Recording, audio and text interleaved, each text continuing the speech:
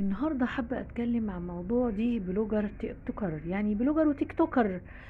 سوزي الأردنية عاجبني فيها جدا حاجة، رغم مع تحفظي بعض الألفاظ وكده، وإني ربنا يهديها للحجاب ويصلح حالها، لأن هي تصرفاتها عفوية وجميلة وقلبها أبيض ودمها خفيف جدا، وأنا بحبها قوي قوي قوي بجد. سوزي الأردنية بقى دي، عايزة أقول لكم على حاجة عاجبني فيها إيه بقى، تحملها المسؤولية، إن هي يعني بتفكر في اخواتها وفي امها.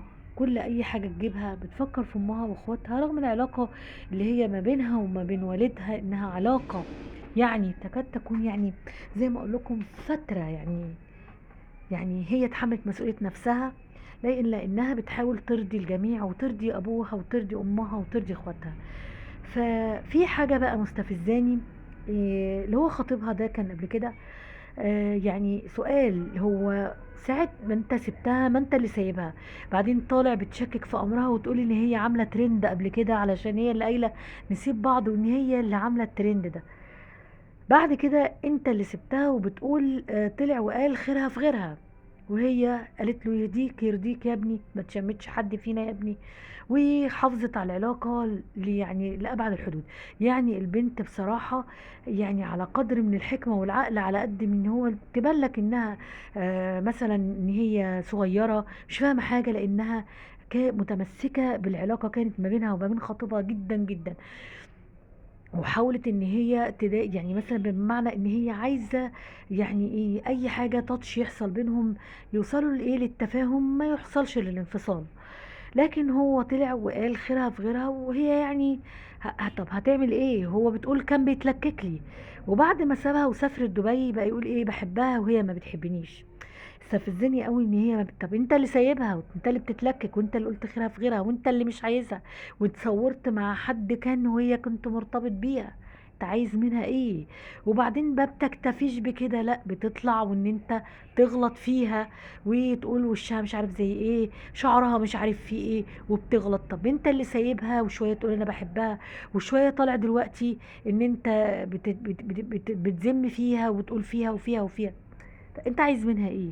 مع العلم هي قالت اوعوا تدخلوا عنده وتشتموه ولا تقولوا له اي تعليقات سلبيه او تضايقوه او تهنوه. يعني شوف البنت بسم الله ما شاء الله، يبان لك ان هي بتهزر وكله، لكن عقلها ما شاء الله، عقلها بسم الله ما شاء الله، عقلها كبير. يعني حاولت انها تحافظ على اللي ما بينها وما بينه. يعني انا مش فاهمه، انت اللي سبتها وكل واحد راح لحاله ومفيش نصيب خلاص، والبنت رضيت بما قسم لها وخلاص وراحه وبتشوف شغلها وحياتها وبترضي اهلها ومسؤوله عن نفسها. انت ليه بتتكلم عنها وعايز منها ايه؟ ما تسيبها في حالها بقى، ما تسيبها، ولا انت عايز توصل الريتش ومشاهدات؟ ما هي ما فيهاش الا مصلحه وريتش برضو.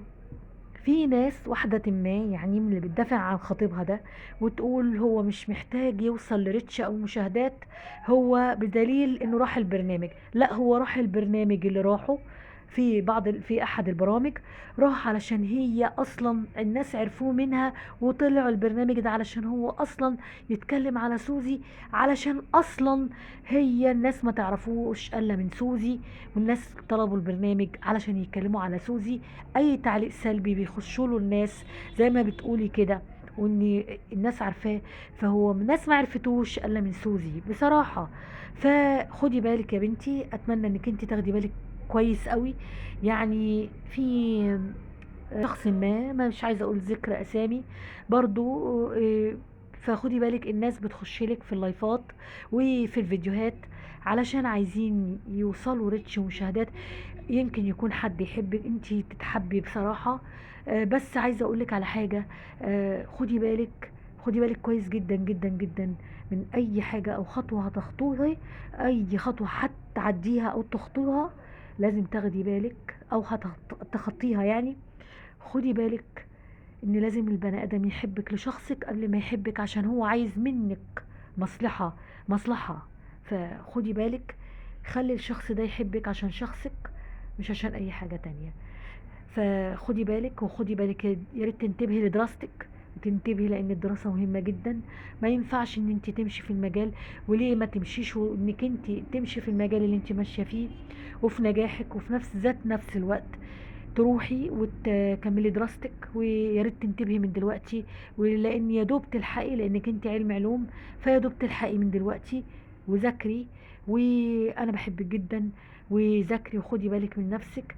اللي حببني فيكي دمك الخفيف ومسؤوليتك عن اخواتك، ويبان عليكي ان انت بتضحكي، لكن انت فعلا قد المسؤولية. فخدي بالك من اي حد، ان هو لازم آه، تعدي على خير، وانك انت لما الشخص ده تتأكدي منه، وفي نفس الوقت تنتبهي لدراستك. والسلام عليكم ورحمة الله وبركاته.